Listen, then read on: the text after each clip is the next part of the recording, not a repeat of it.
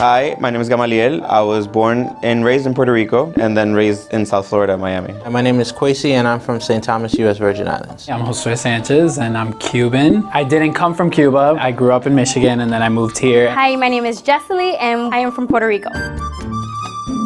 For the most part, the Caribbean islands, as far as Puerto Rico, Dominican Republic, and Cuba, have the same mixture. African, Spaniard, and the native Indian. The food is very similar. We don't necessarily eat black beans much, but we do eat a lot of beans. They might not cook pink beans as much, but they always have beans. It's very similar.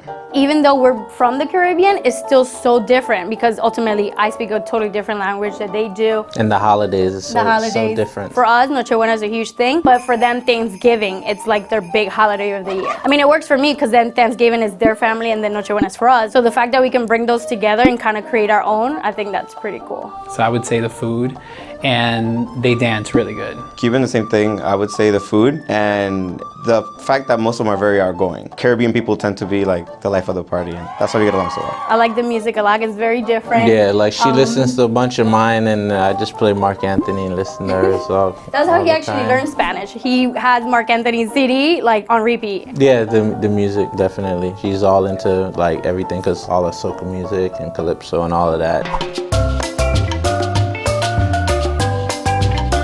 If she can't figure it out, she makes a Spanish version of it in the shower. I really do. I translate it in Spanish. Every time I've tried Puerto Rican food, I love it. Nobody else makes arroz con gandules. That is very true, and their arroz con gandules is good. Thank you. Johnny cakes. What is it, like flour? Like fried bread. And then you can have it with like cheese on top. Yeah, that's what mostly Johnny cake and cheese. Or a sauce and like shrimp. It's really good. I love bread. I think they're both loud, and they both love to party. As long as there's food, music, dancing, and a lot of people that you don't even know. I feel like for example, like in Christmas parties, right? Both parties will have the same things. Loud music, pork, some type of rice. And some type of bean. And a lot of desserts. I feel like it's gonna be the same at both households. So they have these like parties, right? They call them jams. They have like their bands where they go and play. And you want people to go there to dance because they're playing music.